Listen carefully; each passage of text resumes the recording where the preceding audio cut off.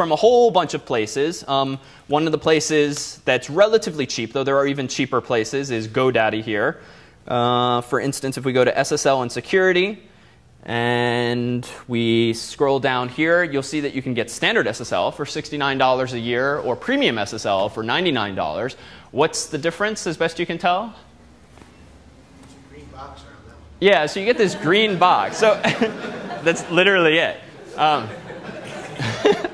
So for $30 more, you get a green box around your URL. And this is because the browsers, there's some merit to this idea. Some browsers decided that at least to raise the bar so as to make it more obvious to users that this is a legitimate encrypted connection to a legitimate website, you can pay a bit more. And certain browsers, like Firefox, for instance, will turn the URL a different color, signifying really that these people paid more and also that we, in theory, vetted them more. So you didn't just automatically get an SSL certificate after giving a credit card number, which might be stolen. They do a bit more due diligence and try to figure out if the person ordering the certificate is who he or she claims to be.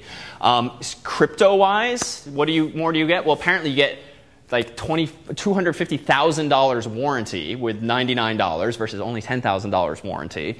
Now, if you ever read the fine print, this is kind of meaningless, right? This probably says something like if the RSA algorithm is cracked, like we will give you this much money versus this much money, which is not likely to happen. And even if it did, they're not likely to pay out, certainly given how many customers they have. So in short, paying for more expensive certificates, generally kind of dumb and unnecessary, at least for websites that aren't banks and don't really have the money to just throw on at things like this. I mean, out of curiosity, how many of you knew before a minute ago that green meant something more?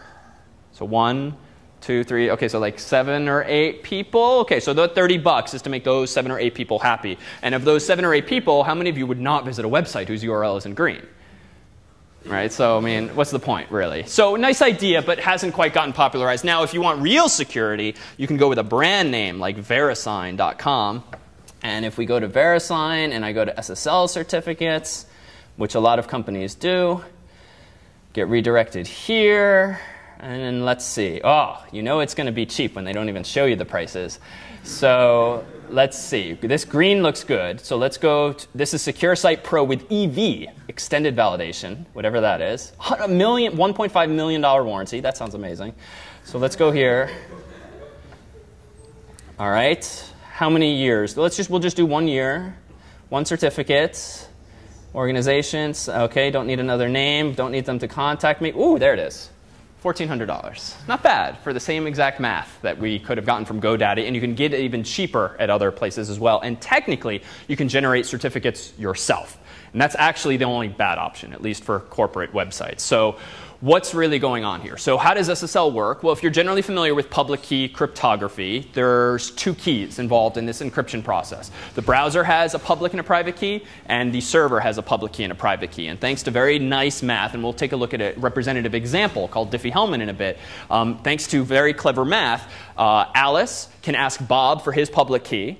Alice can then encrypt information with Bob's public key and send it to Bob. And in theory, no one who intercepts that message should be able to decrypt it, because the only number in the world that should be able to reverse the effects of Bob's public key is Bob's private key, thanks to a nice intertwined relationship between those numbers using something like RSA, or in the case we'll look at, Diffie-Hellman. And then Alice and Bob can communicate conversely in the opposite direction with Bob using Alice's public key. So this is great, because this means when I, a user, visit Amazon.com and check out for the very first time, I obviously don't know anyone at Amazon, I might not have visited their website before, that's okay, because as the name suggests, a public key can be transmitted in the clear, can be shouted verbally to the whole world, because its only value is for encrypting information, or, as an aside, for digitally verifying something called a digital signature. More on that in 221 and the like.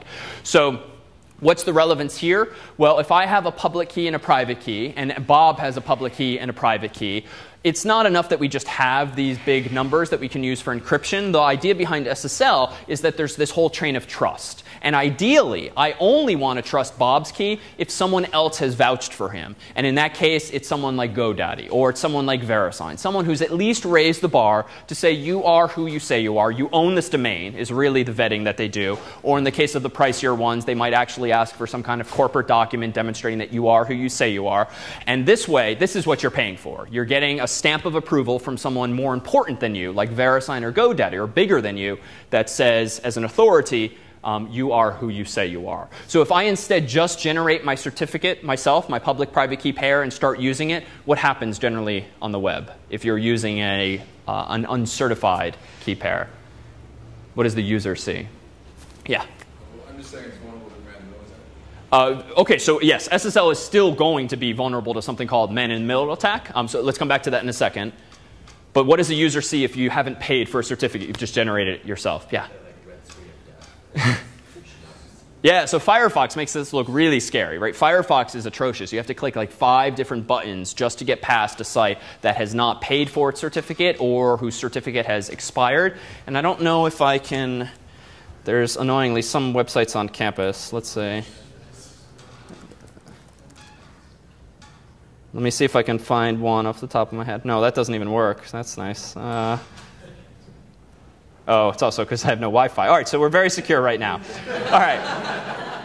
So there are a non-trivial number of servers on this campus, who shall not be named, that haven't paid the like $69.99 to have a certificate for that website. There also, frankly, exist wildcard certificates, which means for $100 or $200, annoying, but cost-effective in the long run, that can secure an entire suite of subdomains. So CS50, for instance, and even 164 paid for the wildcard certificate, so we can have as many subdomains as we want. But the real takeaway here is that SSL, to some extent, it's nice by theory, this construction of this chain of trust, but it's also a bit of a scam, and it's a bit of a marketing mechanism that's been put in place. And the fact that, frankly, we as a course need to literally pay another $200 every year to renew the certificate just to have GoDaddy, of all people, say more authoritatively that we are who we say we are, is kind of become a business unto itself. But it's worth paying for so that your users don't have to jump through those hoops of user interface to actually proceed to the next screen. So in short, that's what's going on with SSL. But there's some fascinating work, and I'll try to post on the lectures page tonight or tomorrow a talk someone gave that makes pretty clear and pretty accessible just how easily SSL can still be compromised. All it does is raise the bar, but it's not the end all. Any questions on SSL? All right, so let's take a break, and then when we come back, we'll take a look at some scary looking but very sexy math. That'll get you to come back. All right, so we are back.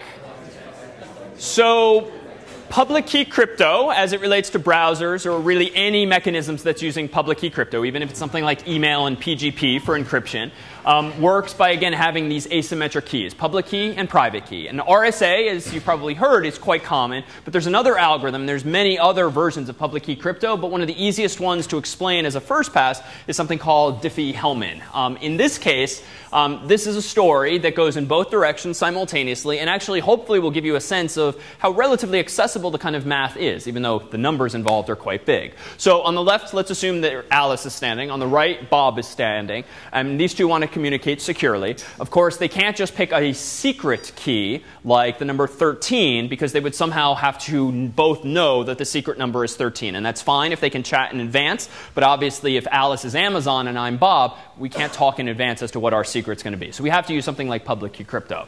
So Alice and Bob in advance are going to publicly agree on two numbers, G and P. G is what's generally called a generator. In practice, it's often just the number 2, though other possibilities exist. But there's some nice properties of 2. And P is a prime number. Now, in this case, P is generally a very large prime number. But both of them have to agree on these numbers, and they can shout them across the world. Everyone else in the world can know that they're using these numbers, as well as using Diffie-Hellman. In fact, as an aside, one of the key principles of security is that security through obscurity, like not telling anyone what algorithm you're using or not telling anyone what some of the inputs to your program are, is generally not best practice. Because if the security of your algorithm just relies on secrets as opposed to complexity, all it takes is for one person to spoil the answer for someone. Whereas a computational complexity requires time.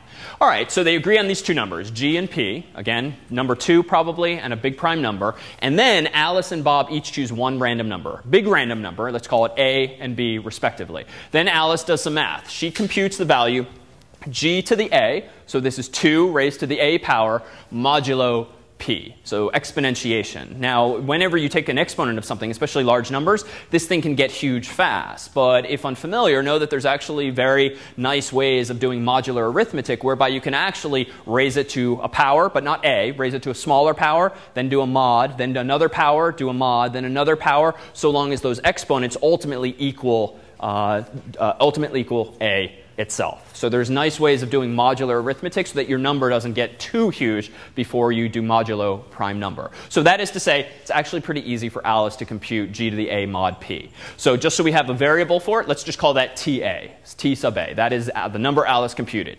Alice sends that across the wire. So that's what's denoted by this arrow here on the very top. She sends not a, not g, not p. She sends the computational result of that expression.